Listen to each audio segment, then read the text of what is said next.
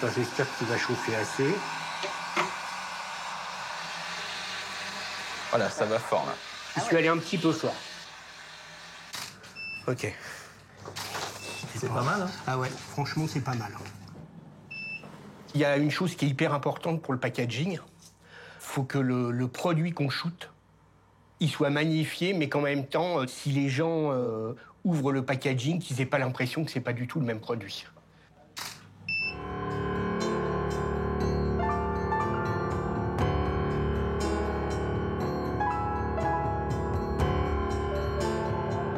Le système qui nous nourrit a perdu la tête. Jamais dans l'histoire, nos magasins n'ont offert un tel choix. Pourtant, notre budget alimentaire n'a jamais été aussi bas. Et jamais l'obésité et le diabète n'ont été aussi répandus. Qui a habitué les consommateurs à manger des produits extrêmement sucrés, extrêmement salés, avec des couleurs complètement chatoyantes? C'est les industriels. Est-ce qu'on peut bien manger en mangeant industriel? Oui et non. Oui, vous pouvez, parce qu'il y a des industriels où en fait l'usine c'est juste une cuisine agrandie. Mais par contre, si industriel veut dire ultra transformé, c'est-à-dire où on essaye de gratter des marges, des sous, etc., là non, vous êtes sûr de ne pas bien manger. Si l'objectif c'est exclusivement de faire un prix bas, il y a une créativité incroyable qui s'exerce dans l'industrie alimentaire. Mais plus personne, dans cette obsession du prix, n'a véritablement de vision complète sur ce qui se passe sur l'ensemble de la chaîne.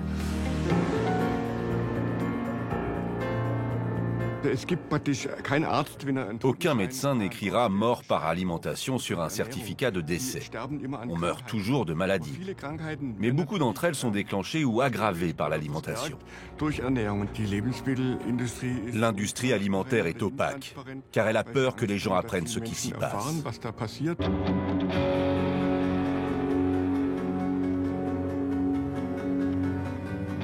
L'industrie agroalimentaire déploie des trésors de créativité technologique et marketing pour masquer aux consommateurs la vraie nature de ce qu'ils mangent.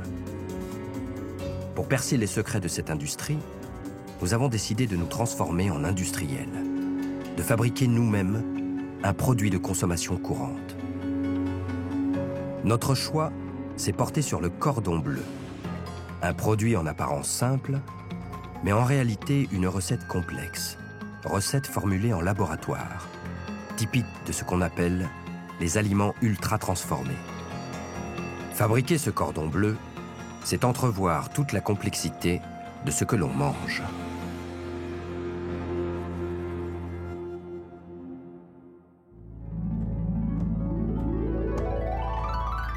Un cordon bleu, c'est une escalope de volaille panée, repliée sur un cœur de fromage et viande fumée.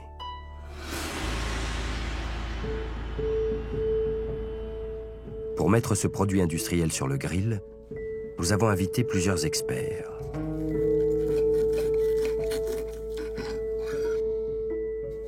David Garbous a dirigé le marketing d'un grand charcutier industriel français, Fleury Michon. Cordon bleu, c'est agréable. Je ne peux pas dire que c'est bon. C'est un produit pratique à cuisiner, rapide.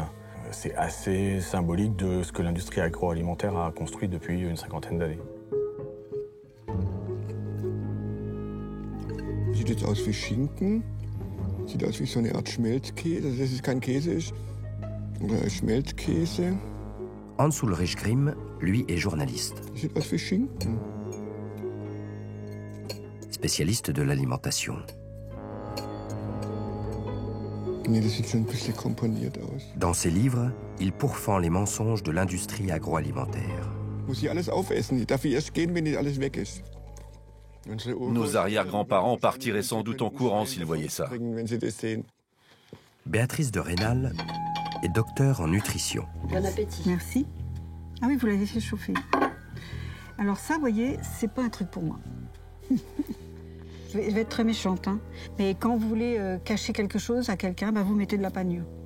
Donc pour moi, c'est le symbole de ce qu'il ne faut pas manger, pas choisir. Béatrice de Rênal a conseillé des entreprises comme Nestlé, Danone, Carrefour sur la qualité nutritionnelle de leurs produits, sans jamais renoncer à son franc-parler. Même si j'ai faim, je ne le mange pas. Ce plat-là, typiquement, signe ce qui se passe aujourd'hui dans les familles, c'est-à-dire que pour que l'enfant mange quelque chose, on va lui acheter quelque chose qui, soi-disant, il aime, et qui est composé de choses qu'il ne faudrait pas lui donner.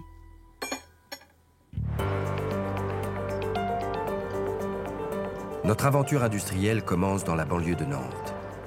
Ce jour-là, Maude, notre journaliste, a rendez-vous dans un laboratoire alimentaire, Foodinov. C'est une société de recherche et développement. Elle conseille les grandes marques. Ici, on élabore de nouvelles recettes pour tester de nouveaux goûts, ou au contraire obtenir les mêmes saveurs avec de nouveaux ingrédients. Arnaud Orgé-Turbin est docteur en sciences des aliments. Il a établi une première liste d'ingrédients pour notre projet de cordon bleu. Et c'est Noémie Bruno qui va cuisiner. Pardon, fabriquer. Là, on a tous les ingrédients réunis pour faire un cordon bleu industriel. Donc, tout ça. C'est ça. On a combien d'ingrédients? Là, on a déjà toute la viande, le fromage qu'on comporte déjà 10, le blanc de dinde aussi. Il en a combien? Il en a à peu près 5. Donc 10, 15, 16, 17, 18, 19, 20, 21, 22, 23, 24, 25, 26, 27, 28, 29, 30. C'est ça, on est sur une trentaine. Voilà. À peu près. Trentaine d'ingrédients, après ils sont pas forcément tous mis en même temps. Ils sont pas tous utilisés en même temps. Pour un cordon bleu maison, 5 ingrédients suffisent. Une escalope, du fromage et du bacon, de la chapelure et un œuf. Mais ce cordon bleu ne se conserve pas plus de 48 heures. Avec ces 30 ingrédients, le nôtre se gardera plus longtemps, mais surtout, il sera moins cher.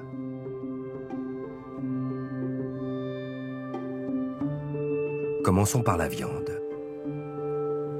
C'est plus de la moitié du poids final et le principal coût matière. Vincent Lafaille, le patron du laboratoire de recherche et développement, connaît bien ce paramètre de l'équation. Il a longtemps travaillé dans l'industrie de la volaille. D'accord. Ça, c'est de la viande de cuisse de poulet, donc elle est un peu plus rouge. Et ça, c'est la viande qui est sur les ailes de poulet. Et comment elle s'appelle cette viande, si j'achète un cordon bleu industriel? Préparation de viande. Préparation de viande. C'est du muscle, c'est aussi de la peau, c'est de la viande noble. Hein. Il ne faut pas non plus... La peau, c'est parce qu'il y a de plus noble quand même dans la bête. Bah, ça fait partie du poulet. Hein. Ça apporte du gras, ça apporte du goût. Non. D'accord. Et après, ce qu'il ne faut pas, c'est en mettre en quantité très importante, évidemment. Pourquoi est-ce qu'on n'a pas que des vraies escalopes comme celle-là? Pour avoir un produit standard, avec une escalope comme ça va être compliqué. Alors que si je fais un cordon bleu avec ça et qu'ils vont tous faire la même taille, c'est plus facile à doser. Après, c'est beaucoup plus facile à remettre en œuvre d'un point de vue industriel. Ça coûte combien, ça, au kilo, par exemple? Alors ça, c'est moins de 2 €, quoi. Et ça? Pareil. Un vrai filet de volaille label rouge coûterait jusqu'à 15 fois plus cher. Il y a vraiment une corrélation immédiate entre la qualité et le prix. Si l'objectif est de faire un produit premium, vous aurez de la viande ultra noble dans les plats cuisinés. On en faisait quand j'étais chef Fleury Michon. Si l'objectif est de faire un premier prix, vous allez trouver des solutions pour soit diminuer la part de viande, soit la mélanger avec d'autres ingrédients de façon à diminuer le coût. Ces 50 dernières années, les dépenses d'alimentation ont baissé du fait de l'amélioration des technologies et des importations. En Allemagne, le budget consacré à l'alimentation se situe autour de 11%. C'est évidemment complètement dément que cette part de l'alimentation ait constamment diminué, alors que les dépenses de loisirs continuaient à augmenter dans le même temps. Le même phénomène a été observé en France. L'industrialisation a fait baisser les prix tout en modifiant l'offre, avec des produits moins chers et parfois low cost. Le secteur de la volaille n'y a pas échappé. En moyenne, un Européen mange 23 kilos par an de cette viande blanche, réputée meilleure pour la santé car moins grasse. Jusqu'à 28 kilos pour un Français.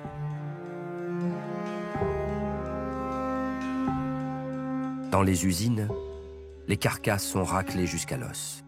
On appelle cela la valorisation.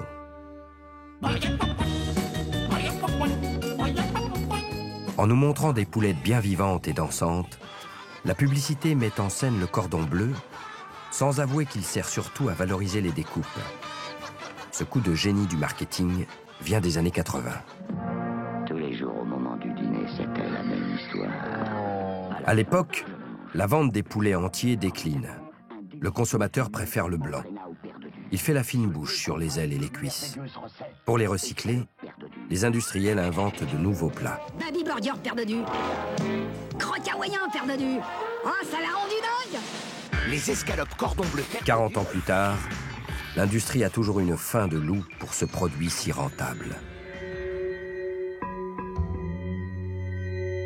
Je vais prendre 50-50 d'ailes et de cuisses pour faire un mélange un peu plus homogène.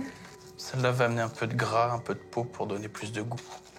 En tout cas, on voit que la viande comme telle, elle se tient pas. Là, on peut pas faire un cordon bleu avec une viande... Ah non, on peut pas faire. Donc vous allez l'agglomérer, c'est ça? Je vais prendre des fibres de blé que je vais venir ajouter. Ça va être pour garder l'humidité, parce que là, dans la viande, l'eau, elle est contenue dans les cellules. Là, on a complètement mixé, donc on a un peu explosé toutes les cellules. Donc à la cuisson, on va essayer de recapter l'eau pour pas que ça soigne dans le produit. Donc là, on va prendre du dextrose, qui est un sucre. On va venir ajouter en complément des fibres de blé. Donc il y a du sucre dans la viande. C'est ça. C'est aussi pour capter l'eau et faire qu'on ait une viscosité plus importante. Et donc, en dernier, je vais ajouter aussi des protéines. Protéines de soja. Pour comparer, nous passons au four une viande avec additifs et une viande sans. Sans additifs, c'est beaucoup plus friable. Celle-ci, elle va plus vite se casser, là, si vous appuyez.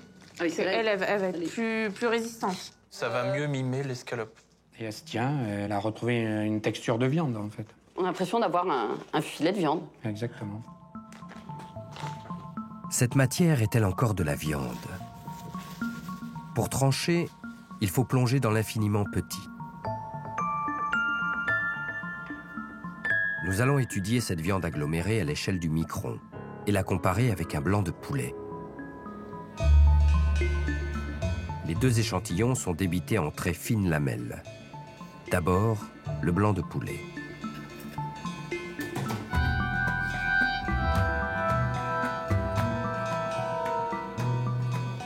Ça, c'est un muscle, c'est un blanc de poulet ou un filet de poulet. Et là, c'est le morceau entier du muscle. Et en zoomant, on peut voir les fibres musculaires ici intactes avec les stries. La viande agglomérée a une toute autre apparence.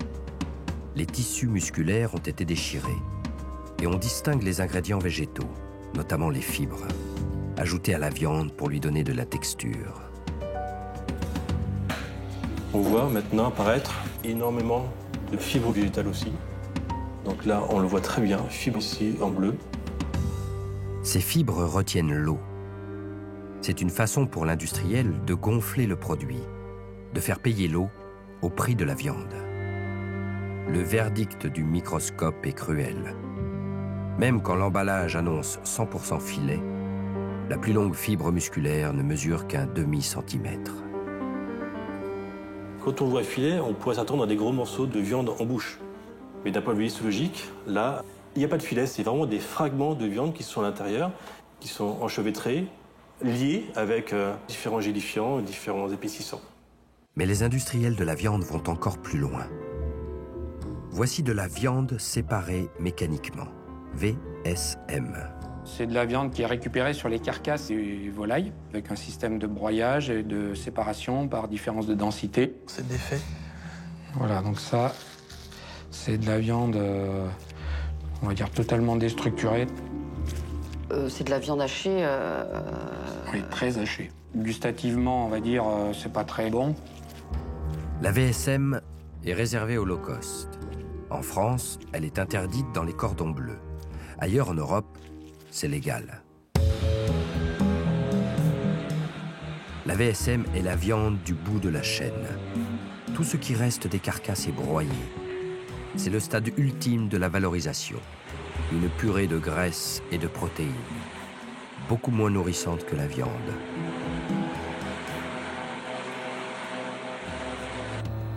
Au microscope, La VSM apparaît comme un patchwork. Presque plus de fibres musculaires, mais des intrus. Donc là, c'est cartilage. Donc fragment cartilagineux, ici. Ici aussi. L'os apparaît aussi en bleu. Et là, si on s'amuse à les compter, là, il y en a énormément. Donc, sous la dent, ça croustille. On peut trouver la VSM dans ces types de produits-là. Protéines de sang et viande séparée mécaniquement de porc. Encore dans les snacks, que les enfants aiment beaucoup. Peau de poulet en premier, viande de poulet 28%, mais viande de porc séparée mécaniquement 20%. Ce n'est pas de la viande. On trouve vraiment la VSM dans les produits bas de gamme, voire très bas de gamme. Il y a quand même des gens qui sont défavorisés parce qu'ils n'ont pas les moyens forcément d'acheter de la qualité. Et eux, eh bien, ils ont les bas morceaux, si vous voulez. Donc, ils ont nutritionnellement, c'est pas équilibré. Et puis après, ben, pour faire tenir des recettes qui sont pas équilibrées, qui sont même parfois déplorables, on est obligé de mettre beaucoup d'additifs. Eux, ils ont vraiment, c'est la double peine. C'est que j'ai pas assez d'argent, eh bien, je suis puni, je mange mal. Délicieusement croustillante et fondante. L'escalope est donc en réalité un aggloméré de viande. Pourtant, il a l'air appétissant, ce cordon bleu. Peut-être grâce à son fromage onctueux. Le fromage, c'est le deuxième ingrédient clé. Mais lui non plus ne correspond pas du tout à l'image qu'on s'en fait. Alors ça, c'est du fromage. C'est un demi-fromage. En fait, D'accord. ils sont déposés dans des trancheuses automatiques qui viennent couper les tranches automatiquement. Cette préparation fromagère ne sort pas d'une cave d'affinage, mais d'une usine. Elle contient 5 additifs, dont 3 sont ce qu'on appelle des sels de fonte. Ce sont eux qui font couler et briller le fromage. Donc à droite, c'est celui avec additif. Et à gauche, c'est celui sans additif. Donc quelle différence? Celui-là est très brillant. On voit. Et très homogène. Très homogène, très brillant. Et l'autre va avoir tendance à se séparer un petit peu, la matière grasse à venir en surface. Il coule pas celui-là en fait? Non, il coule pas. Le consommateur, il s'attend à ça. Comme une raclette. C'est ça. L'un des sels de fonte pose problème. Le E452, un polyphosphate. Il augmenterait le risque de maladies cardiovasculaires.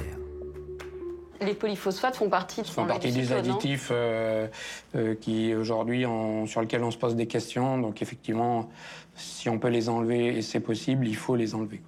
C'est quoi? Quelles questions se posent sur les sels de fonte? C'est les effets secondaires à long terme que ça pourrait avoir. Il faut aussi se poser la question différemment.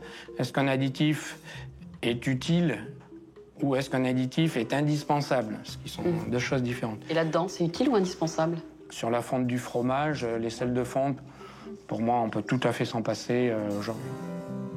En France et en Europe, c'est 330 additifs qui sont autorisés par la réglementation. Ce qu'on ne mesure pas exactement aujourd'hui avec les additifs, en tout cas il y a des questions, c'est ce qu'on appelle l'effet cocktail. C'est-à-dire vous pouvez prendre un produit qui a 2 additifs et puis une préparation le matin au petit déjeuner qui en a encore 3 et puis au fur et à mesure de la journée et de la semaine, parce que ça se joue plutôt sur la semaine ou voire le mois, il peut y avoir des interactions entre ces additifs qui peuvent poser problème à long terme sur la santé. Le problème d'un tel cocktail d'additifs, c'est qu'au lieu d'avoir une simple addition des risques pour la santé, vous les démultipliez.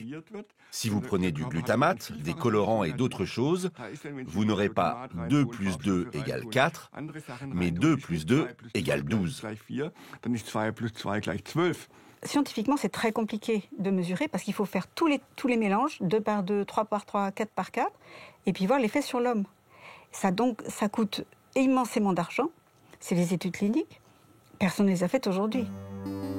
Plus on baisse en gamme, plus le nombre d'additifs augmente, plus le cocktail est chargé. Il y a le colorant E100, l'épicissant E412, régulateur d'acidité E450, stabilisant En tout, E450, 15 additifs dans un seul cordon bleu. antioxydant E316, conservateur E250, stabilisant E417, colorant E171. C'est quoi le E171? C'est le dioxyde de titane. Ouais. Ce E171, alias dioxyde de titane, nous en avons tous absorbé. C'est lui qui donne le blanc éclatant des chewing-gums ou la patine satinée des bonbons. Mais pas seulement.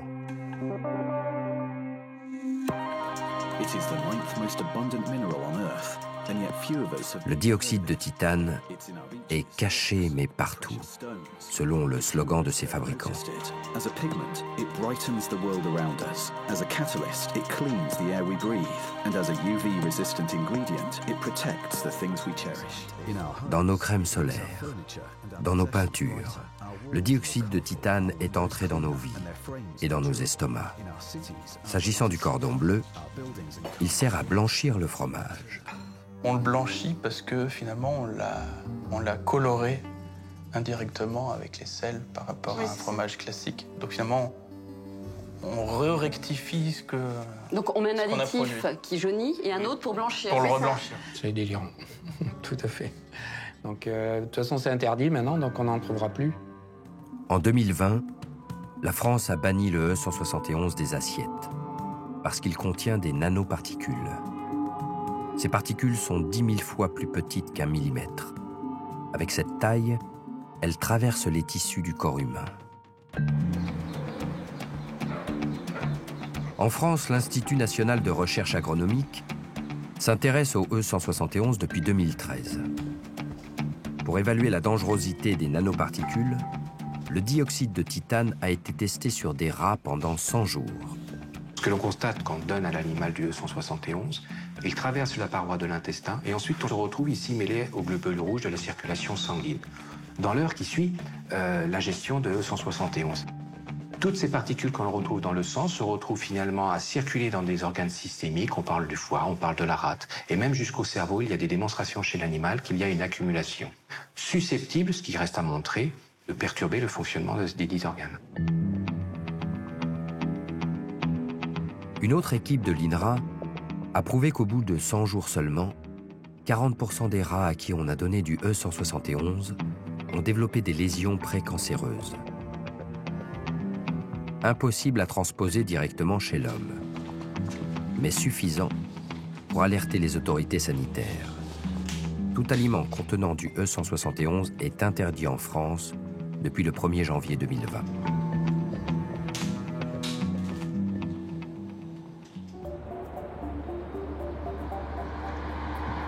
Pour interdire les nanos, encore faut-il les voir, les mesurer. C'est la spécialité du Laboratoire national de métrologie. Avec les progrès des microscopes électroniques, les nanoparticules n'échappent plus au regard.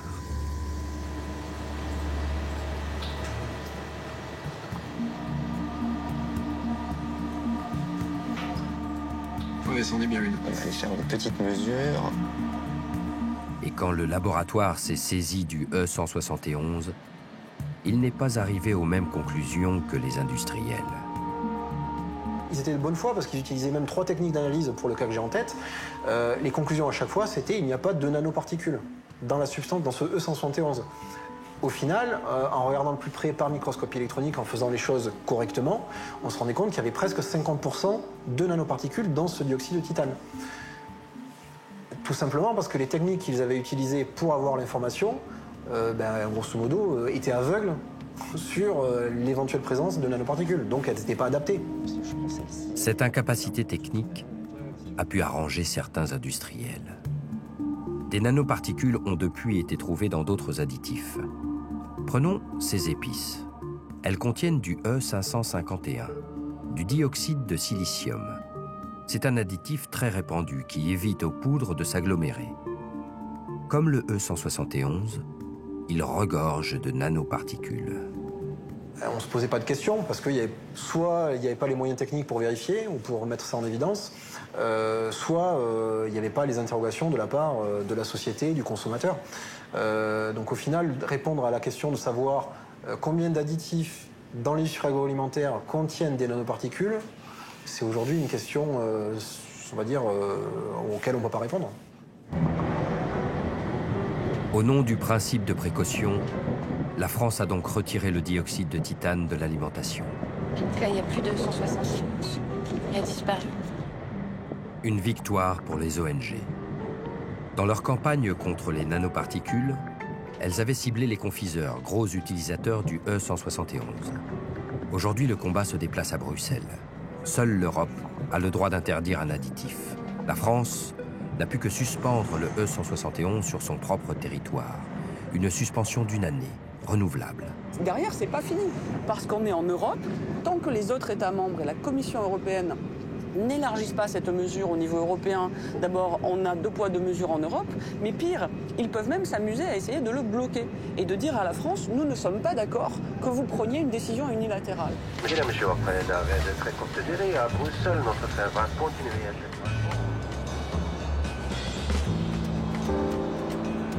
Ce jour-là, la France défend sa position devant les autres États membres et la Commission européenne. Les ONG françaises ont fait le voyage. Ça va? On croise les doigts? Ouais. Comment ça va se passer aujourd'hui? Elles font le point avec d'autres associations actives à Bruxelles. On a entendu dire qu'il y avait un doute sur le fait qu'il y ait un vote ou pas un vote. Je ne pense pas qu'il y aura des votes, honnêtement. C'est ça, on ne voit pas la on a possibilité d'avoir des votes aujourd'hui. Ça va être une étape parmi plein d'étapes. C'est ça, ouais. Le feuilleton continue.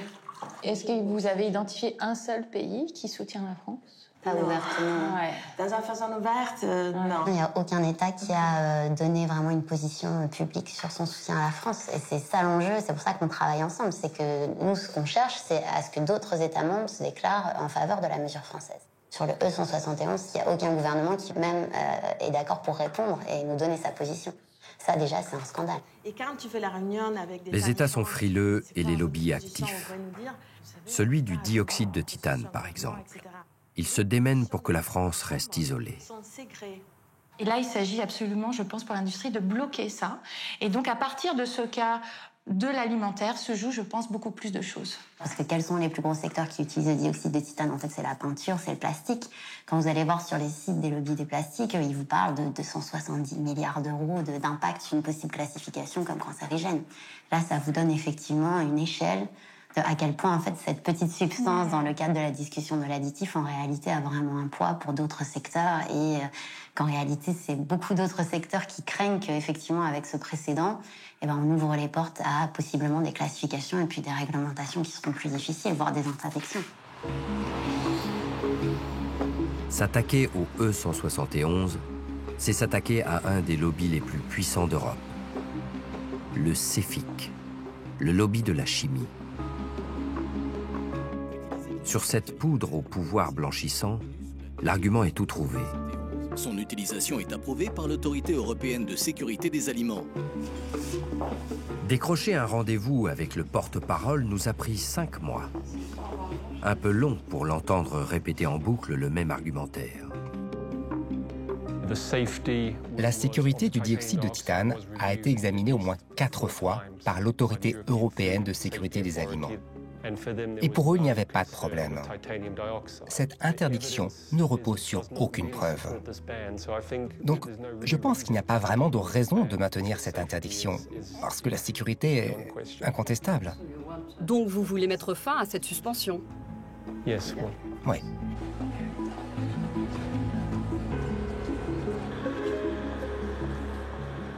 Le lobby de la chimie s'abrite derrière l'EFSA. Mais l'Agence européenne de sécurité des aliments est-elle si rassurante sur le E171? Quand on commence une étude à l'EFSA, une évaluation scientifique, la masse d'études qu'on doit considérer au début, avant d'essayer de la réduire à ce qui vraiment a de la pertinence, on parle de plusieurs dizaines de milliers d'études. C'est le cas du dioxyde de titane. La complexité des évaluations que l'EFSA doit faire augmente tous les ans. Et ça met une tension sur nos moyens, sur nos ressources, sur nos experts. L'Europe attend que soit démontrée la nocivité du E171. Côté français, la logique est différente. Le principe de précaution prime, tant que la non-toxicité n'est pas prouvée. On avait, sur ce sujet spécifique du E171, un manque de données et les fabricants, les utilisateurs de E171 n'avaient pas apporté les réponses. Donc c'est pour ça que la décision a été prise de suspendre la mise sur le marché au niveau français.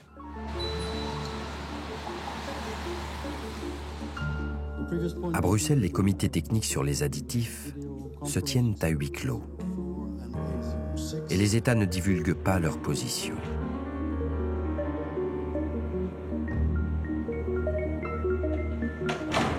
Les discussions des comités restent non publiques. C'est-à-dire que moi, je suis consommatrice italienne. Je ne peux pas demander à connaître la position de mon propre pays sur un additif que mes enfants consomment. Vous demandez au gouvernement italien sa position et vous le faites de façon suffisamment convaincante pour qu'il vous la communique. Théoriquement, l'Europe ou les États membres pourraient dire à la France non. La mesure que vous avez mise en place n'est pas légitime. Parce qu'elle empêche la libre circulation des marchandises. Ça a un impact évidemment sur le marché intérieur, puisque voilà, un produit qui sera fabriqué en Belgique et vendu en France, normalement, la France va dire je ne veux plus de dioxyde de titane, donc il y a forcément un impact. Ce jour-là, la délégation française est restée seule sur sa position, sans convaincre, mais sans être obligée non plus de faire machine arrière.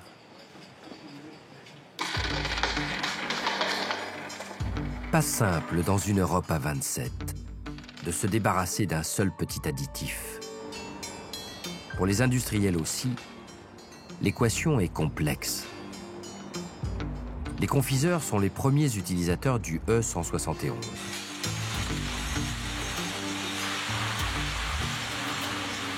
En Alsace, l'usine Mars fabrique de petites billes de chocolat. 130 millions par jour.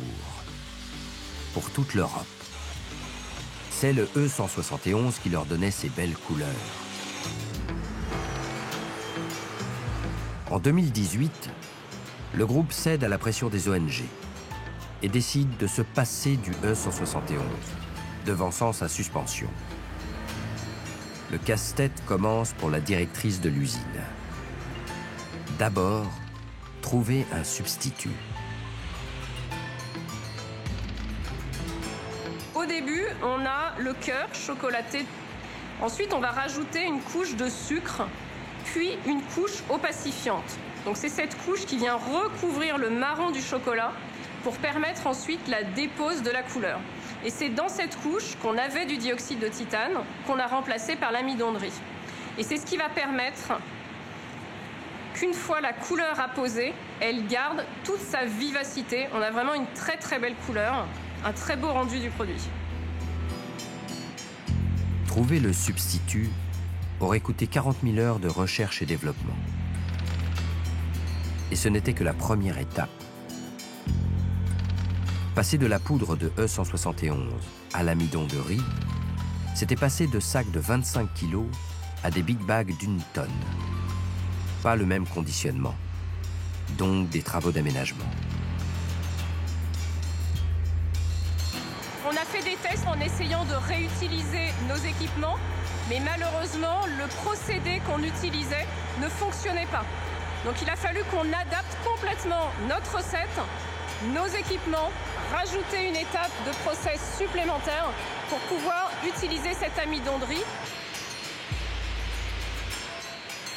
La chaîne de fabrication a été modifiée. Le système de nettoyage aussi, puisque le nouvel amidon de riz n'avait plus la même viscosité que le E171. En tout, Mars affirme avoir dépensé 40 millions d'euros. Tout ça pour un seul additif. Rien n'est simple dans le monde de l'industrie, même si la publicité voudrait nous faire croire le contraire.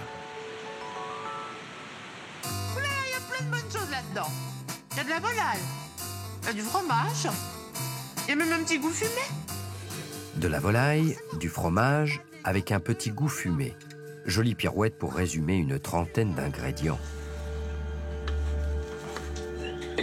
Dans notre cordon bleu, il y a du blé pour faire tenir la viande, du dextrose, des protéines de soja, des additifs pour faire couler notre fromage. Petit à petit, le mécano s'assemble.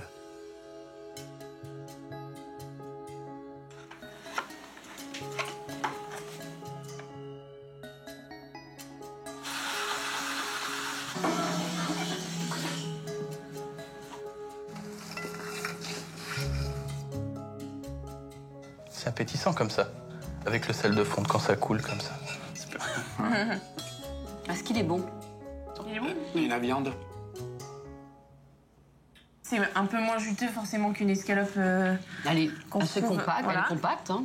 Oui, elle se tient bien. Elle se tient bien. Voilà. C'est le cordon bleu que je suis habitué à manger. Industriel.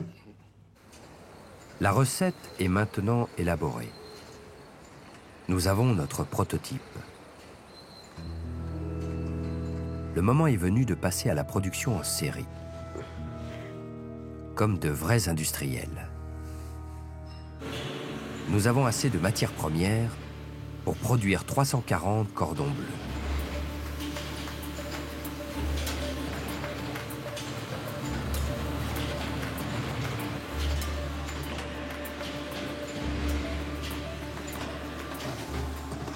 Là, on est dans une grosse usine de cordon bleu ou une petite usine? Une petite, on va dire, parce qu'en fait, il n'y a qu'une ligne. Généralement, dans les usines de cordon bleu, il y a plusieurs lignes. Il y a beaucoup d'usines qui tournent en 3/8, quoi, en 24 heures sur 24. La formeuse modèle la viande. La trancheuse lui ajoute sa tranche de dinde fumée et son fromage.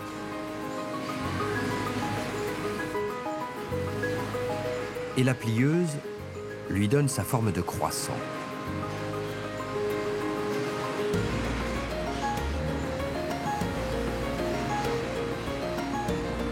Un traitement de choc auquel notre préparation résiste, sans se désagréger. C'est l'intérêt des additifs.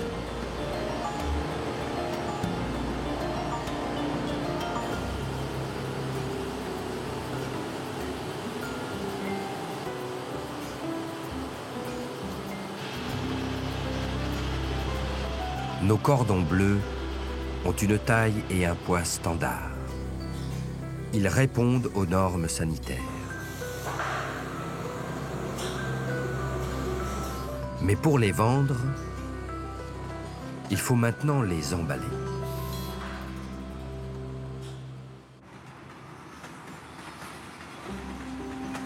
En Allemagne, Dr Oetker fait partie de la mémoire collective.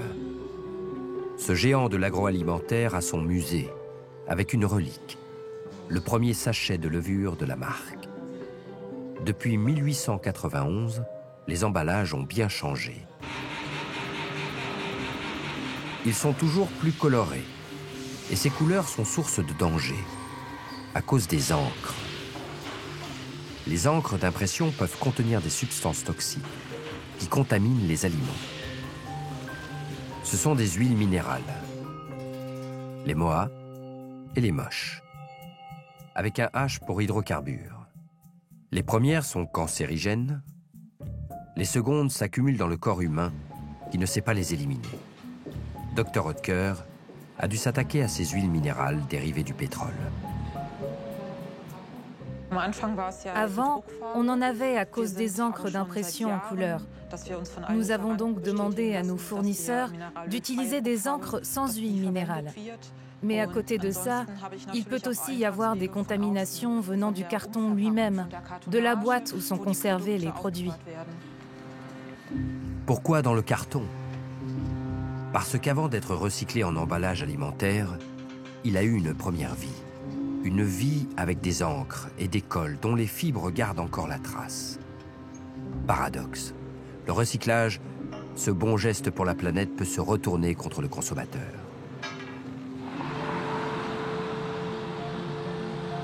Cette possible imprégnation du carton n'est connue que depuis une dizaine d'années.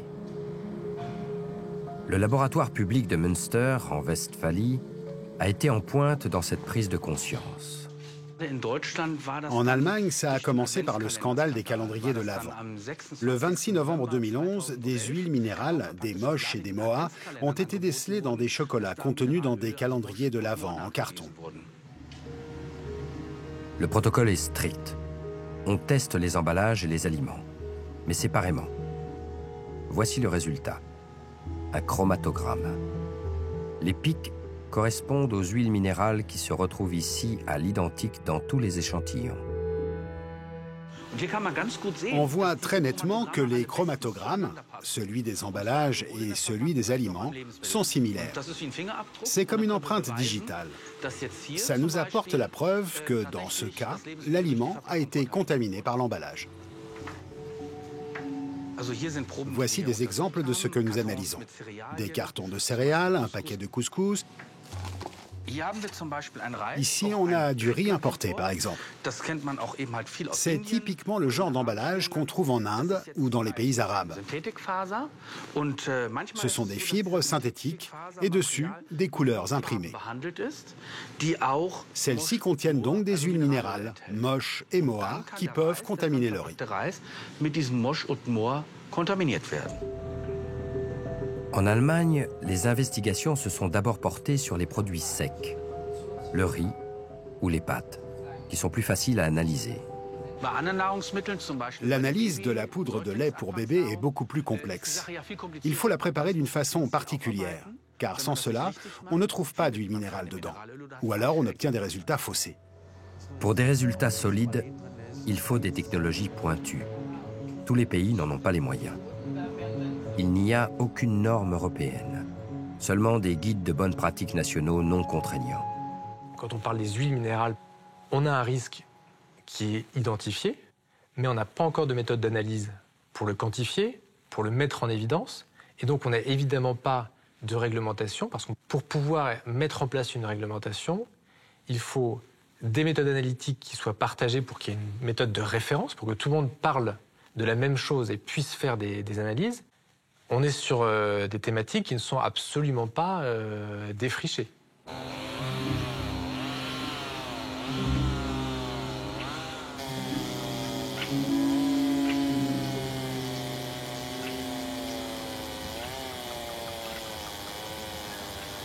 Il existe tout de même un scientifique qui a fait progresser nos connaissances. Conny Grobe est considéré comme un génie de la chimie. Ce jeune retraité a longtemps travaillé au laboratoire cantonal de Zurich. C'est un carton en fibre vierge. Avant, ça n'était pas comme ça. Là, en plus, il y a un film en plastique qui fait fonction de barrière. Donc, même des substances qui seraient dans le carton ne pourraient pas se retrouver dans cette gaufrette. Il y a en quelque sorte une double sécurité. C'est bien fait. C'est bien de voir ça. Des contaminations en moins, mais du plastique en plus. Conny Grobe a disséqué tous les types de contenants, qui sont autant de cas de figure différents. La contamination aux huiles minérales n'est qu'un exemple. Il y aurait d'autres passagers clandestins dans nos emballages. Des milliers de substances en tout. On a peut-être évalué et régulé environ 2000 substances. Je suppose qu'en tout, il y en a environ 100 000 qui migrent avec une quantité qui pourrait être dangereuse pour la santé. Alors, comprenez-moi bien, la plupart ne sont pas hautement toxiques. Mais au niveau statistique, on peut partir du fait que certaines d'entre elles le sont. Même les emballages les plus familiers peuvent être toxiques. Les boîtes de conserve, par exemple. Regardez-moi ça. Ça a l'air très bien fait. C'est verni à l'intérieur en gris pour que ça soit beau. À l'époque, lorsque nous avons travaillé sur ce sujet, nous avons découvert qu'environ 20% de ces vernis se dissolvent dans l'aliment contenu dans la boîte. Donc, on a mangé pas mal de vernis. Pire, au contact des aliments, ce vernis crée de nouvelles molécules. On appelle cela des substances réactives.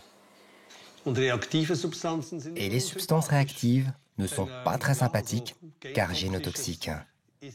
C'est ce qui réagit avec le patrimoine génétique, et ça, on n'en veut pas. Peu de risques avec notre cordon bleu. Il ne séjournera pas longtemps dans sa barquette. Moins que des pâtes dans leur paquet, par exemple. Reste maintenant à savoir quoi inscrire sur notre emballage. J'espère qu'il va chauffer assez. Voilà, ça va fort, là. Je suis allé un petit peu fort. Ok. C'est pas mal, hein? Ah ouais, franchement, c'est pas mal. Il y a une chose qui est hyper importante pour le packaging. Faut que le produit qu'on shoote il soit magnifié, mais qu'en même temps, si les gens ouvrent le packaging, qu'ils n'aient pas l'impression que c'est pas du tout le même produit. Les gens ont tous perdu le bon sens parce qu'ils se sont fait enfariner par des publicités. Quand on vous dit qu'il faut manger les céréales le petit déjeuner, vous retenez le mot céréales. Vous voyez le champ de blé blond qui flotte en été. Mais non, c'est pas ça. C'est de l'amidon de céréales qui a été rebricolé, du sucre, du truc, du machin, extrudé, donc ça veut dire 2 fois cuite, sous pression. Vous voyez les céréales là-dedans, il n'y a plus de céréales là-dedans. Là, ce que vous donnez, c'est du sucre. Alors, appelons les choses par leur nom. Si vous dites que c'est des croquettes, là, c'est plus clair. Il fallait trouver un nom à notre cordon bleu. Ce sera Cordon Mieux. Et là, on voit toutes les mentions. Le packaging, c'est un jeu de Tetris. En fait, il faut rentrer au chausse-pied un peu toutes les informations et puis essayer d'avoir une bonne hiérarchie de lecture. Les informations essentielles sont ici. Les ingrédients apparaissent par ordre décroissant de poids. Ici, le principal est la viande de poulet. Ce tableau indique les valeurs énergétiques. Et les industriels ajoutent leur argument marketing.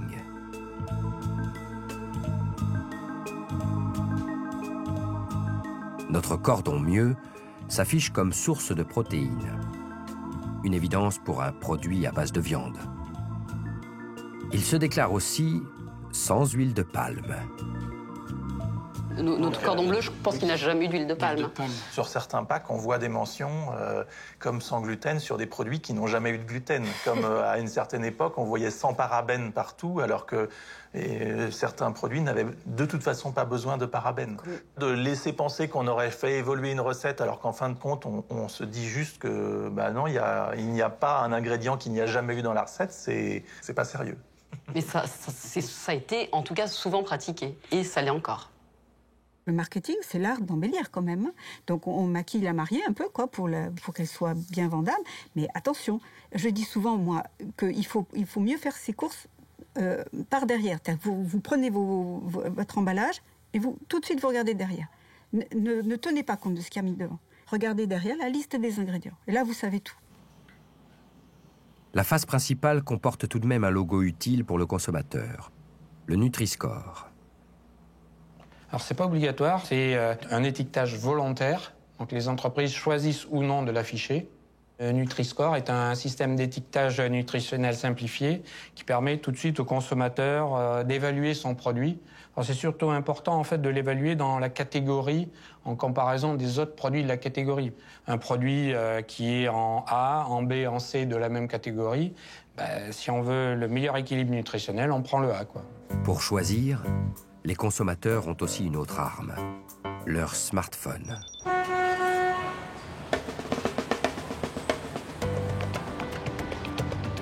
Pour évaluer nos aliments, les applications se multiplient. Yuka est la plus populaire en Europe. Elle est née d'une anecdote. Benoît, jeune papa, n'arrivait plus à faire ses courses. Trop de références. Arrêtez de vous jeter sur le pain au fromage, mangez des fruits. Il a l'idée d'une appli pour se repérer dans la jungle alimentaire. Avec 2 associés, il crée Yuka. Aujourd'hui, la communauté compte près de 20 millions de membres en Europe. Alors c'est cette équipe d'une dizaine de personnes qui fait trembler l'industrie agroalimentaire. Oui, c'est ça. On n'avait pas imaginé ça, maintenant on avait quand même l'ambition de réussir à faire bouger les choses. Jusqu'à présent, je pense que les consommateurs se rendaient pas forcément compte aussi qu'ils pouvaient avoir un vrai impact. Et là, oui, en fait, ils se sont rendus compte que des millions de consommateurs ensemble qui arrêtent d'acheter un produit, des millions de personnes qui changent leurs habitudes, ça fait bouger les industriels. Quand Yuka est né, ça a fait peur à énormément d'industriels.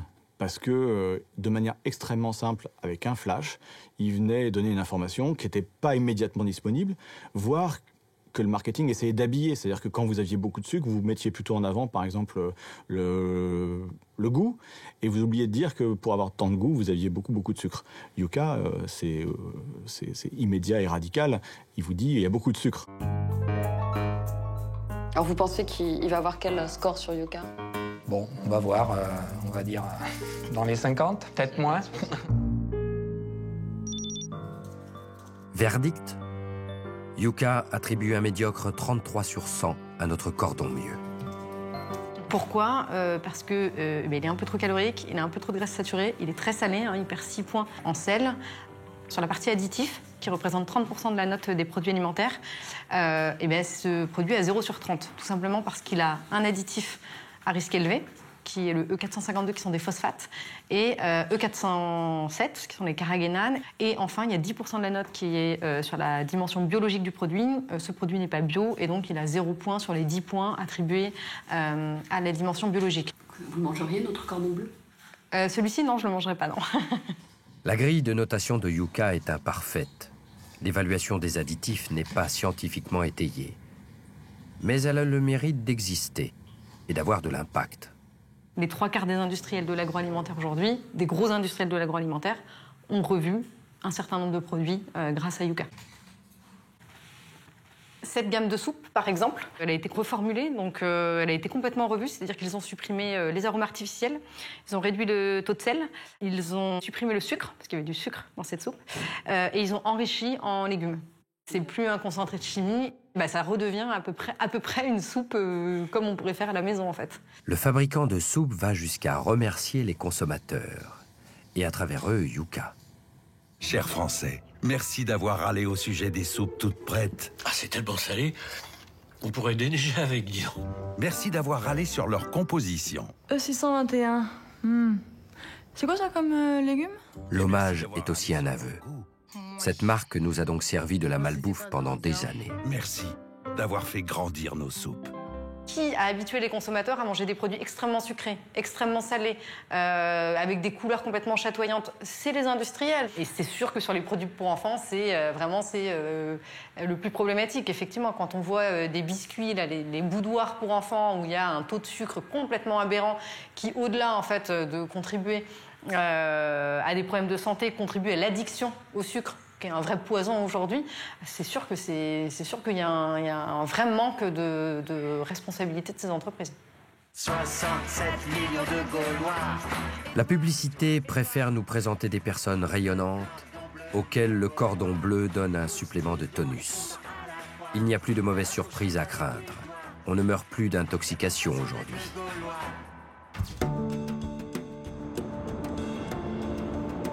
Et on ne meurt plus de faim non plus. Ces silhouettes décharnées sont un mauvais souvenir. Mais depuis quelques années, la malnutrition a pris un nouveau visage.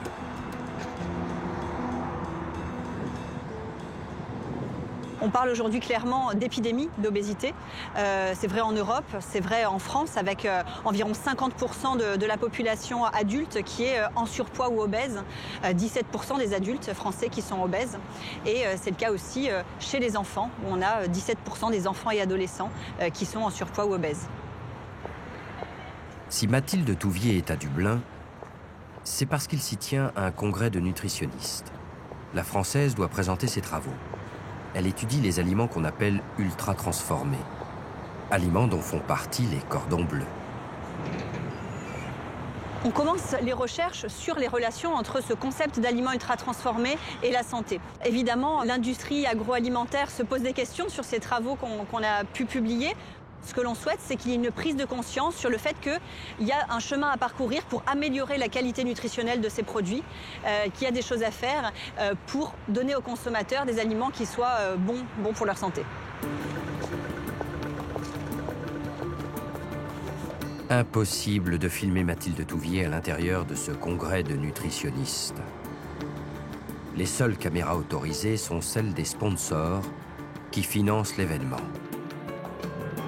Il y a dans la liste des multinationales bien connues, Kellogg's ou Mondelez, le roi du chocolat et des biscuits.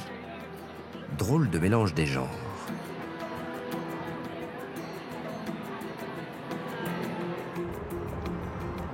C'est donc dans son laboratoire de la région parisienne que nous avons retrouvé Mathilde Touvier.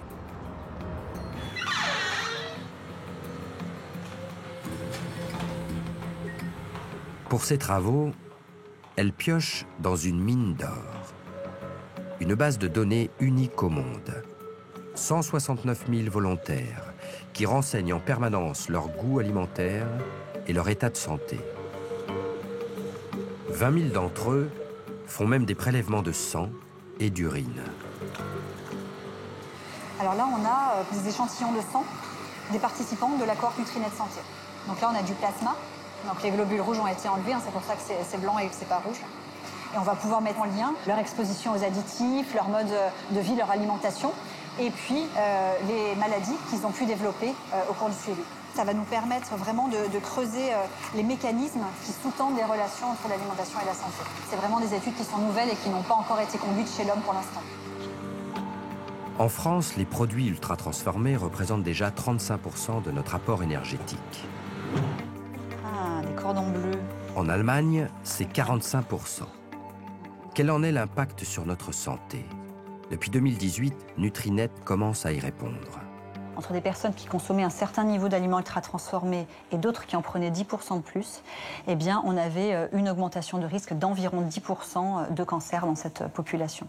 Et on a montré des résultats similaires depuis sur les maladies cardiovasculaires, la mortalité, le surpoids, l'obésité, le diabète de type 2, les syndromes du côlon irritable et puis tout ce qui est symptômes dépressifs aussi. Aucun médecin n'écrira mort par alimentation sur un certificat de décès. On meurt toujours de maladie. Mais beaucoup d'entre elles sont déclenchées ou aggravées par l'alimentation. Au regard des conséquences sur la santé, ça serait complètement normal d'écrire sur une bouteille de Coca-Cola « Ce produit peut nuire à votre santé ».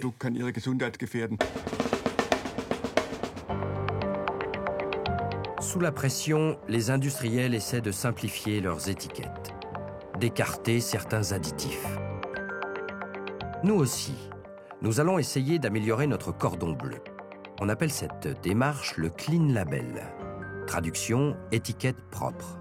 Ce n'est pas une norme, c'est un effort dans la bonne direction, doublé d'un argument marketing. Avant, on avait tous ces ingrédients. Donc le passage en clean, on a enlevé ça. Sur glucose. On a enlevé les sels de fonte et les carragénanes du fromage.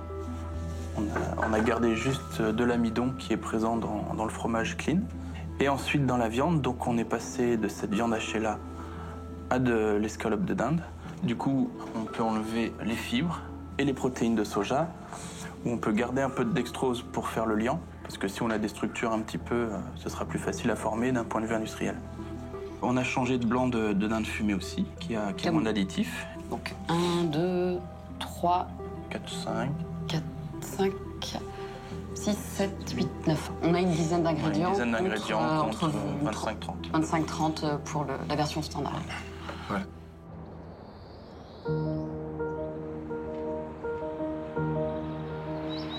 Ça a l'air tellement facile de simplifier une recette. Pourquoi ne pas le faire partout? Au pied du massif des Vosges, la charcuterie André Bazin fabrique des spécialités locales et des produits charcutiers pour les industriels.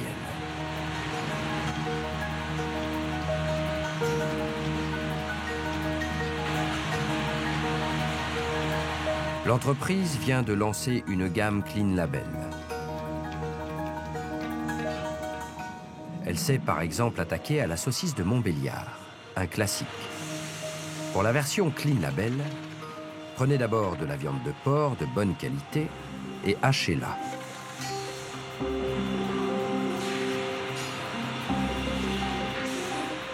Oubliez le nitrite, l'additif qui rend le jambon rose et que l'on suspecte d'être cancérigène.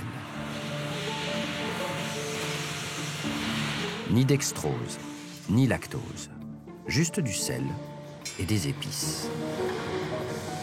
Quand vous enlevez les additifs, les éléments additionnels, vous n'avez pas du tout le même goût. Vous retrouvez des goûts de viande qui sont beaucoup plus forts, vos épices ne ressortent pas exactement de la même manière. Et là, on est obligé de refaire un travail vraiment de est-ce qu'on met plus de gras, moins de gras, est-ce qu'on met un petit peu plus de poivre, de sel, moins de sel. Il y a tout un retravail finalement de l'aromatique du produit. Et puis, il y a la logistique. Pour passer des saucisses standards aux saucisses Clean Label, il faut nettoyer la ligne avant de lancer la production. Pas question de retrouver des résidus de nitrite ou de lactose dans la Montbéliard haut de gamme. Sauf que sans nitrite, la durée de conservation change. Elle diminue même de moitié. 80 jours pour une saucisse classique, 40 pour une Clean Label. Donc on va faire plus de production, plus fréquemment, donc plus de nettoyage, pas gérer de stock, être en flux tendu. Pour la grande distribution, ça veut dire de la même manière ne pas faire des stocks trop importants, faire tourner beaucoup plus les produits, plus de livraison, plus de réception, plus de mise en rayon. Et puis pour le consommateur, c'est aussi quelque part accepter et prendre le réflexe de dire, bah voilà, mon produit, je l'achète, il est valable 5, 6, 7, 8 jours, mais pas 20, pas 30. Il y a un dernier écueil avec le Clean Label, peut-être le plus important. Sur la version avec nitrite standard, on est plutôt sur 3 € le paquet en prix de vente en magasin final, environ 3 €. Sur la version sans nitrite, on va plutôt être proche des 4,50 € à peu près. Vous avez 1,50 € d'écart sur le paquet final. Une grosse différence ? C'est une grosse différence, qui s'explique par plein de choses. En fait, à la fois des process plus compliqués, plus de viande car moins d'additifs dans le produit, donc le produit fini est forcément plus cher. Il se vend bien ? Il intéresse beaucoup. Mais est-ce qu'il se vend ? Il se vend. Il faut prendre le temps de faire connaître, d'expliquer, référencer dans les magasins, changer un peu les habitudes du consommateur. Le prix est plus élevé, il faut du temps. Ces Montbéliards sont plus chères et un peu différentes. Le consommateur a tout pour être désarçonné. Une fois que les saucisses seront cuites, on va se rendre compte qu'elles sont complètement grises. Alors ça peut interpeller au premier abord, parce qu'on aurait plutôt l'habitude qu'elles soient roses, justement. Donc voilà, on s'est dit simplement, on va mettre un petit message sympa, pas d'inquiétude, c'est normal. Il est sans nitrite, donc il est gris. C'est vous qui les avez mal habitués, les consommateurs, quelque part, vous les industriels ? Peut-être, effectivement, oui, je pense, c'est juste. C'est tellement ancré. Pour moi, l'exemple le plus probant, c'est le jambon. C'est tellement ancré dans l'esprit commun que le jambon est rose, alors qu'il est plutôt gris.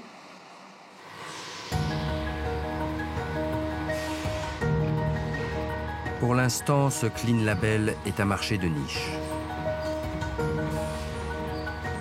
5% seulement chez ce charcutier industriel.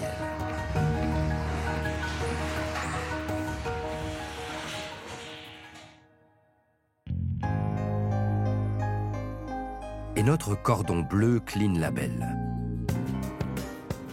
Mieux noté par les applications, il a de nouveaux arguments de vente. Car moins de gras, moins d'additifs, moins de sel, et un Nutri-Score passé de C à B. Mais comme pour la Montbéliard, tout se paie. Sur le prix de revient, on est du coup en prix matière à 3 € du kilo. Donc on a plus que doublé. Plus que doublé. On a plus que doublé. Au niveau du consommateur, en rayon, ça ne va pas forcément doubler. Oui. Ça fait que 20 à 30 centimes de la boîte. Voilà, ça c'est quand même pas énorme non plus. Je pense qu'on ne dépense pas assez pour se nourrir aujourd'hui. C'est-à-dire qu'on a collectivement eu une espèce d'obsession qui était de produire toujours plus et toujours moins cher. Et on a globalement réussi. Mais on ne compte pas dans l'alimentation aujourd'hui ce qu'on appelle les externalités négatives. On ne compte pas le coût de l'obésité, on ne compte pas le coût du diabète, on ne compte pas les problèmes environnementaux. Et ça, c'est quand même un coût, alors pour la société d'abord et pour l'individu ensuite. Pour mieux manger, il y aurait une autre solution, un peu radicale. Manger végétarien. Éliminer la viande. Les industriels suivent la mode. Tout y passe. Bolognaise, hamburger. Pourquoi pas notre cordon bleu? Exit l'escalope de volaille. Exit le fromage. Nous nous lançons dans le cordon bleu végétarien. Et même vegan. Alors ça, c'est le fromage végétal. C'est du faux fromage, en fait. C'est végétal. On n'a pas le droit de l'appeler fromage. D'accord. Donc il y a le fromage et ça. Et les tranches végétales. C'est de la fausse viande. C'est pour remplacer le jambon. C'est vegan ou végétarien, ça? Ah, c'est vegan. C'est-à-dire qu'il n'y a rien d'origine animale. Rien d'origine animale. C'est bluffant, on dirait de la viande de grison. Cette fois, on n'ajoute plus de poudre à la viande. On prend des poudres pour faire de la viande. De ces grains minuscules va sortir le cordon bleu du futur. Farine de blé pour la base, protéines de pois pour la texture et l'apport en protéines, fibres de pois toujours pour structurer et enrichir en fibres. Tout se dose au milligramme. Un rêve d'industriel. C'est très intéressant pour l'apport nutritionnel en fibres qui est recommandé et qui va nous permettre, si on parle du Nutri-Score, d'obtenir je dirais une meilleure notation du produit. Dernier texturant pour former l'escalope, de la levure maltée. Maintenant, il faut relever le goût avec encore d'autres poudres. Alors ça, c'est les arômes naturels de poulet qui sont véganes. C'est quoi un arôme vegan? Il y a quoi là-dedans? Par exemple, on peut reproduire un goût de poulet avec des levures. C'est ça. On peut reproduire un goût de poulet avec des levures. La levure va pouvoir apporter des notes viande. C'est quoi celui-là? Alors lui, c'est un autre arôme de poulet. En fait, vous avez deux arômes différents? C'est ça. Pour quelle raison? Alors il y en a un qui est plus sur une note le gras du poulet et l'autre qui est plus une note de poulet qu'on reconnaît tous le goût du poulet. Mais on pourrait peut-être faire complètement autre chose. Si quelqu'un ne veut pas manger de viande, pourquoi manger de l'arôme poulet? En fait, on est peut-être dans la première génération de ce type de produit. On ne va pas trop dérouter le consommateur des goûts qu'il aime bien. Et peut-être qu'il y aura une autre génération, et il y en a déjà, où justement on va se dire, ben non, on fait complètement abstraction de ce type d'ingrédients.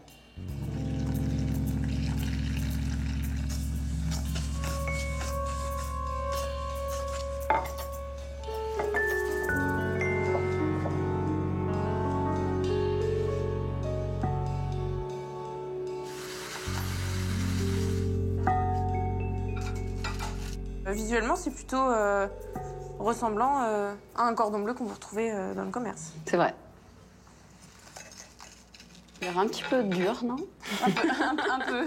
Oui. On n'a pas toute l'humidité d'une escalope classique.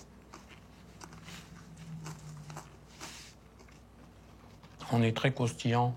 Donc ça, je trouve que c'est plutôt bien. C'est spécial, hein? La texture de l'escalope est assez... assez compact et pâteux, mais... Les plats véganes, ça ne veut pas du tout dire sain, bien au contraire. La plupart des produits véganes vont être ultra transformés parce que pour pouvoir faire un patty, une fausse saucisse, etc., il faut beaucoup de choses dedans. Hein. Donc c'est végétal, oui, mais c'est ultra transformé. La version végane de notre cordon bleu est un mélange complexe. L'une des poudres de base, la protéine de pois, vient d'une usine allemande en Basse-Saxe.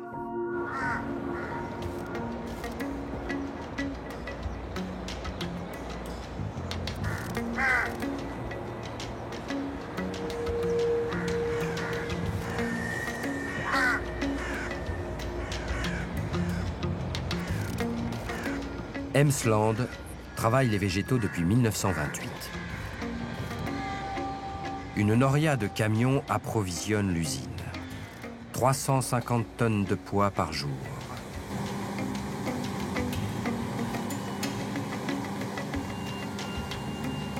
Cette petite légumineuse a toutes les vertus. Elle est riche en protéines, sans gluten et sans OGM. Avant de se retrouver dans notre cordon bleu vegan, elle va subir une métamorphose. C'est le fractionnement, ou cracking. Les pois sont broyés, centrifugés, puis séchés en différentes poudres. Ces poudres sont des sous-produits du pois. Amidon, isolat de protéines de pois, fibres internes de pois ou fibres externes de pois. Avec le cracking, on peut aussi déconstruire la pomme de terre, le lait, les œufs, le soja, le maïs ou le blé.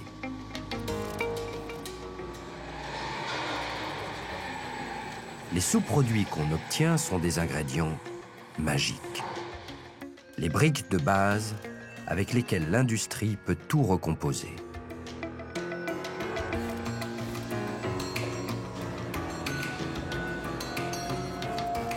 Le chef du département recherche et développement explore toutes les combinaisons possibles. Il est ainsi devenu maître fromager. Na, wie weit sind wir? Wir können anfangen.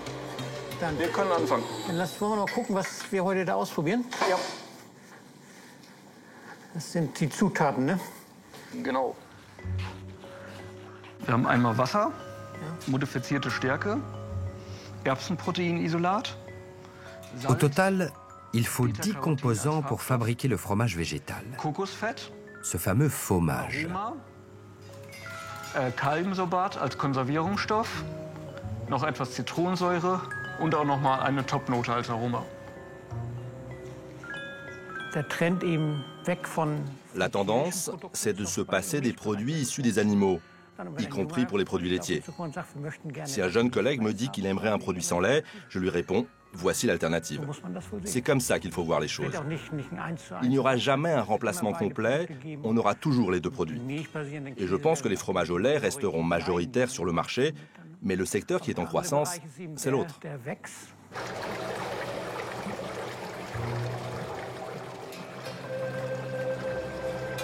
Ici, pas de lente fermentation dans la cave d'un affineur. Le procédé prend seulement quelques minutes. D'abord, on brasse pour obtenir une émulsion. On est quand même très loin du bon fromage français. Lors du processus, c'est sûr, ça ne ressemble pas à du vrai fromage.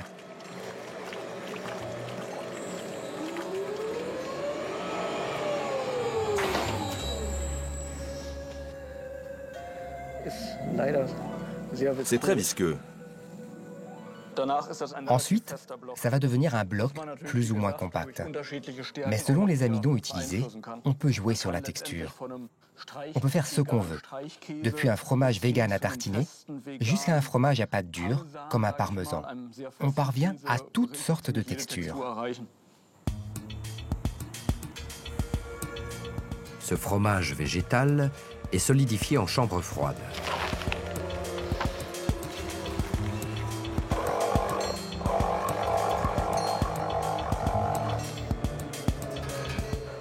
On voit qu'au niveau de la texture, de la capacité à se plier, c'est un très bon résultat. L'élasticité des tranches est toujours très importante. Il ne faut pas que ça casse, mais que ça reste entier. Il faut que ce soit élastique. Le fomage est calibré pour des usages industriels. Râpé comme de l'emmental, il fait une parfaite garniture de pizza, moins chère que du vrai fromage.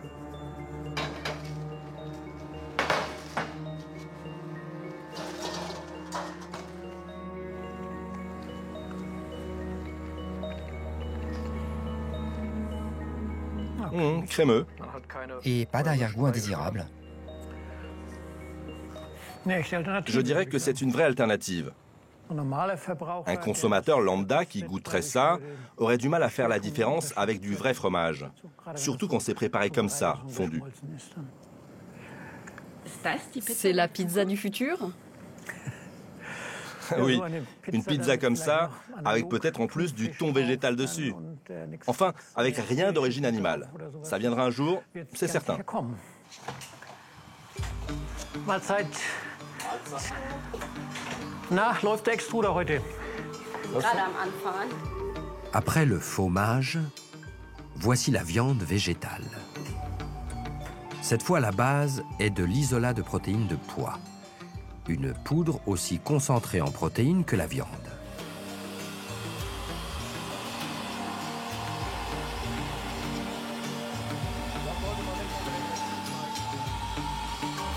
On la transforme en copeaux, plus pratique pour obtenir ensuite toutes les formes voulues.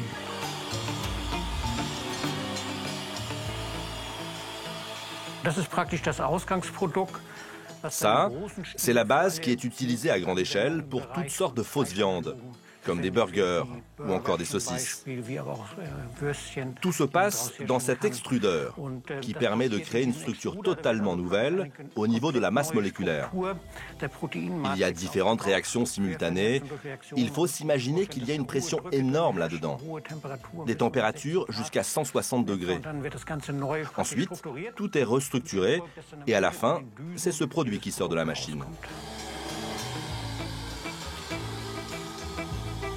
Ces substituts aux protéines animales ont un succès grandissant.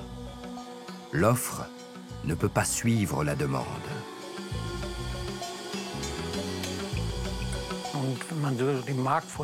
Si vous regardez le marché, il y a 30 ans, il y avait juste quelques produits au soja. Ils n'étaient pas de bonne qualité, n'avaient pas bon goût et avaient une texture molle. Par exemple, les saucisses au soja. Donc, très peu de personnes s'en servaient. Aujourd'hui, beaucoup d'entreprises se lancent dans la recherche et développement de nouvelles protéines végétales. Bon, voyons voir ce que ça donne.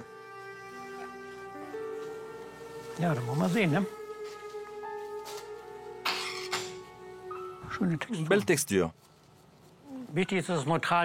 L'important, c'est que le goût soit neutre, que ça n'ait pas un goût de pois ou un goût de viande, car ça, c'est une base pour des produits finaux, pour les burgers, les saucisses, etc. Tout ce qu'il est possible de faire, et ce n'est que plus tard que le goût est donné.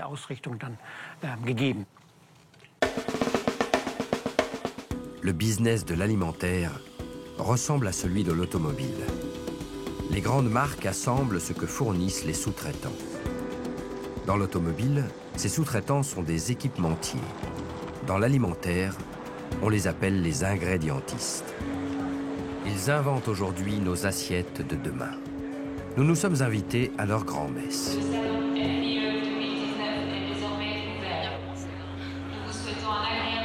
Les noms des plus gros exposants ne vous diront rien. Pourtant, ils sont tous les jours à votre table. Le chocolat de vos céréales a peut-être été fourni par Cargill, le géant américain. Les fibres de votre biscuit sont peut-être passées par les usines de Roquette, le champion français du secteur. En tout, 15 000 ingrédients font ici leur publicité. La nutritionniste Béatrice de Rênal a l'estomac solide. Elle goûte chaque nouveauté. C'est du, entre guillemets, mascarpone végétal. Je suis courageuse, hein. Je vais mourir un jour. Where do you put the potatoes, protein? In the filling or in the macaron? In the macaron. Dans ce macaron, ils ont remplacé le blanc d'œuf par de la protéine de pomme de terre. En fait, dans la pomme de terre, il y a surtout de l'amidon, mais il y a un peu de protéines. Et vous voyez, ça fait... je ne dis pas que ça fait des macarons de la durée, mais enfin... Donc, c'est pour les véganes. Vegan, ça ne veut pas dire naturel. Souvent, il y a beaucoup d'additifs pour justement remplacer le blanc d'œuf, le truc, le machin, voilà. Alors que là, s'ils mettent que de la protéine de pomme de terre, je trouve que le résultat est pas mal. Plus beau et plus sain. Pour mieux manger demain. Exactement le genre d'innovation Clean Label que Béatrice de Rênal aime proposer à ses clients. Donc ici, on a un concentré de patates douces. C'est ça la nouveauté, hein? C'est ça, exactement. Ouais. C'est que le fait d'avoir un concentré de fruits et légumes, on arrive à obtenir des couleurs hyper intenses. Alors évidemment, ça, c'est des couleurs qui n'apportent pas de goût, hein? Exactement. En fait, c'est des concentrés de fruits et légumes. C'est là pour apporter de la couleur, mais ça n'est pas un additif. C'est-à-dire que ça ne s'étiquette pas colorant de points Anthocyanes 163, ça s'étiquette concentré de carottes pourpres. Les colorants artificiels sont passés de mode auprès des consommateurs. Beaucoup de grandes marques cherchent à les remplacer. Vous avez ici, là on a du radis, on a des baies ici, là on a une autre carotte pourpre. Ça, typiquement, c'est voilà, la démarche Clean Label. Et en fait, ça a été le moteur, ça a vraiment été la demande du consommateur. Sinon, ils n'auraient pas existé. Le Clean Label est bien le nouveau mantra de l'agroalimentaire. Il est sur toutes les lèvres, avec l'autre mot magique, végétarien. We are very happy to welcome you to reimagine the future of taste. So at IFF, we're launching our new portfolio of clean label ingredients. It's a plant-based product. Vegibold, made with the Clean Label functional system. When you want a clean label product, you don't want to put flavor on the label. Think that this is Clean Label. Le Clean Label est mis à toutes les sauces. Tout est permis, puisqu'il fait vendre et qu'il n'obéit à aucun cadre réglementaire. Même les spécialistes s'y perdent. Il parle de protéines fonctionnelles, de bœuf, pour un Clean Label. Clean Label, c'est pas une appellation protégée. N'importe qui peut dire je suis Clean Label. Moi, je suis pas Clean Label personnellement, mais bon. Donc, ça veut dire quoi Clean Label sur un produit comme ça? Bonjour. I would like to know more about your products. Le mystérieux produit Clean Label est un dérivé de sang de bœuf. Cette entreprise belge récolte le sang dans les abattoirs. Elle en extrait les protéines. Protéines qui sont ensuite injectées dans des préparations de viande pour en retenir l'eau. Curieusement, personne ne se bouscule pour nous parler de ce Clean Label-là.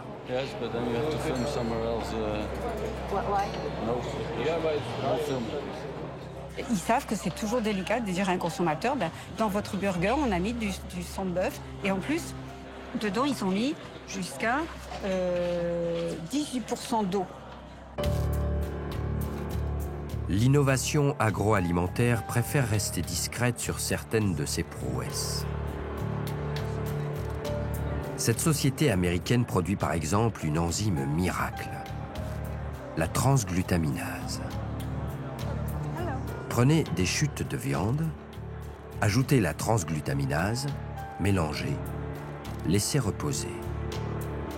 La viande se recompose d'elle-même et vous obtenez un beau steak d'un seul tenant.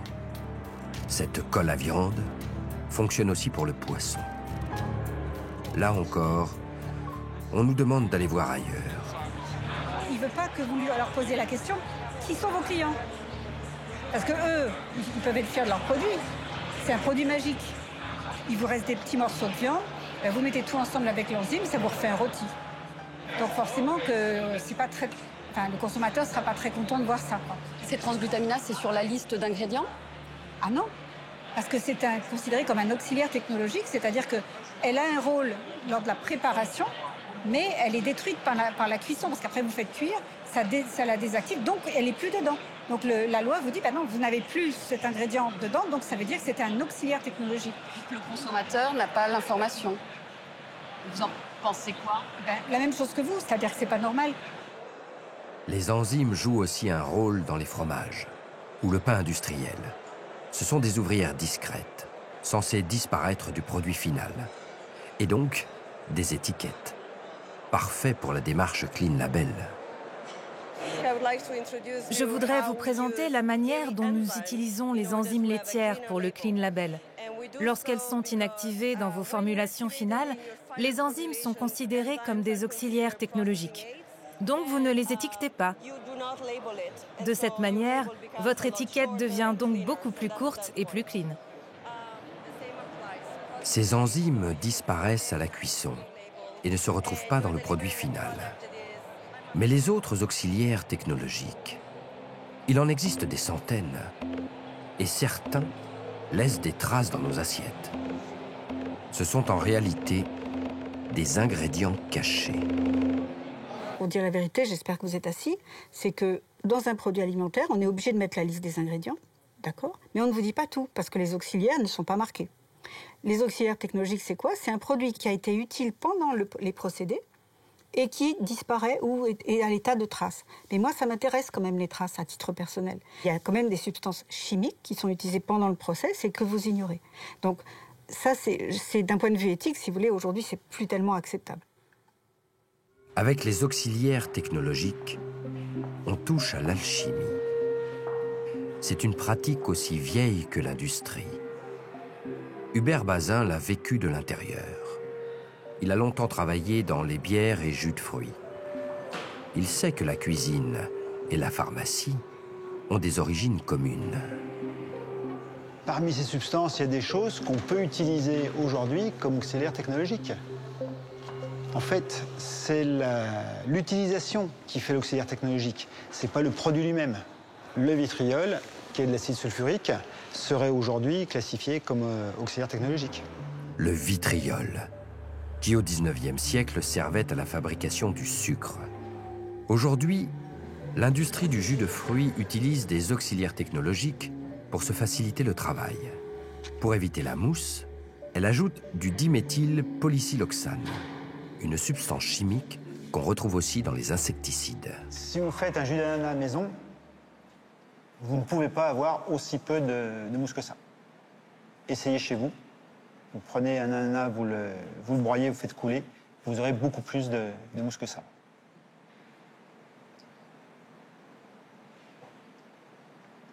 Il est bon.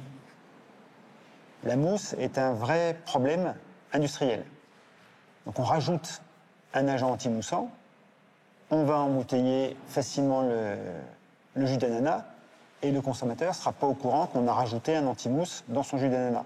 Est-ce que c'est une escroquerie ou une fraude? La réglementation dit que non. Est-ce qu'on pourrait l'étiqueter? On pourrait l'étiqueter. Et l'industrie ne peut pas faire sans anti-mousse? Ça lui coûterait beaucoup plus cher et elle serait beaucoup moins rentable, oui. On pourrait se passer de quasiment tous les auxiliaires technologiques, mais ça aurait des répercussions sur l'aspect des produits qu'on consomme. Si vous prenez de la bière ou du vin et vous essayez de ne pas la filtrer ou de le filtrer sans aucun auxiliaire technologique, vous aurez des vins qui seront troubles, vous aurez de la bière qui sera trouble, vous aurez des choses qui ne seront pas reproductibles d'une fabrication à l'autre. Et le consommateur aujourd'hui n'est pas préparé à ça.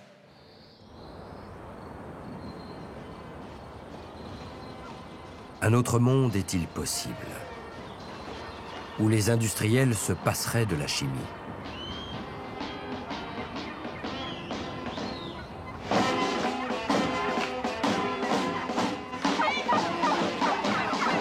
À Lic, village du Pas-de-Calais, la dinde est une tradition depuis le XVIIe siècle.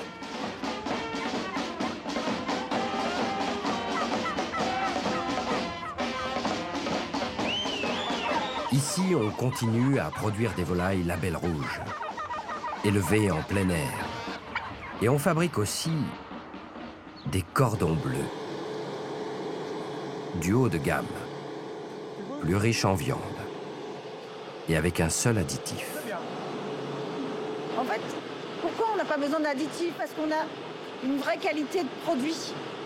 Aujourd'hui, les additifs, les conservateurs, c'est des exhausteurs de goût, pour donner du goût supplémentaire. C'est sur cette chaîne que nous avons produit notre cordon mieux. Cette PME est le seul fabricant qui nous ait ouvert ses portes. Nous avons comparé nos produits. D'un côté, leur cordon bleu. Un seul additif, 12 ingrédients. De l'autre, le nôtre, dans sa version classique. 4 additifs et 30 ingrédients. Personnellement, la chapelure, je la trouve pas assez dorée et granuleuse. Et nous, en fait, on a fait le choix d'une chapelure un peu plus épaisse pour avoir cet effet cornflakes. Avec plus de grains. Ouais, plus granuleux. Ouais. Bon, allez, on y va. On goûte. Évidemment, je préfère le nôtre. Après, voilà, c'est le cordon bleu que vous trouvez classiquement partout. Mais aujourd'hui, je pense que ça, on peut le changer. On peut enlever ces additifs, ces conservateurs. Maintenant, ça a un coût. Ouais, c'est pas une question de centimes. Moi, c'est le double. On est tous responsables. Mais l'industriel qui veut que faire de la marge et qui met des cochonneries, entre guillemets, eh bien, en fait, on devrait le boycotter. Avec quelques centimes d'écart, en prenant un produit plutôt qu'un autre, vous pouvez radicalement changer les choses. L'alimentation, c'est tous les jours, entre 2 et 3 fois par jour. Et entre 2 et 3 fois par jour, en fonction de ce que vous choisissez, vous pouvez tout changer. Jamais le système qui nous nourrit n'a été aussi puissant. Jamais il n'a été aussi contesté. Quelle alimentation voulons-nous? Quelle santé? Quelle société? L'avenir se lit au fond de nos assiettes.